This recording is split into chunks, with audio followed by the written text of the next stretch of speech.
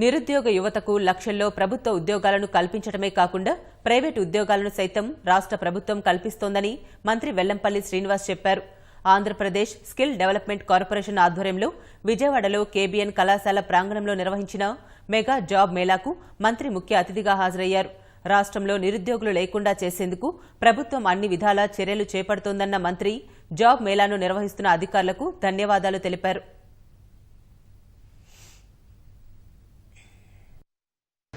గత నెలలో కూడా ఇటువంటి జాబ్ మేళా వల్ల 100 మందికి సుమారుగా ఉద్యోగాలు రావడం జరిగింది.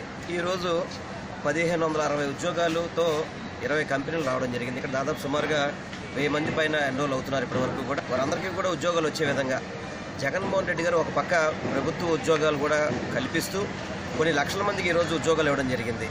అదేవిధంగా ప్రైవేట్ రంగంలో కూడా ఉద్యోగాలు కనుక ప్రోత్సహిస్తే తప్పకుండా మన యువత అందరికీ కూడా ఉద్యోగాల కల్పన వస్తాయని ఒక మంచి దృష్టితో జగన్మోహన్ రెడ్డి గారు ఈరోజు ఏపీ స్కిల్ డెవలప్మెంట్ కార్పొరేషన్ ద్వారా కూడా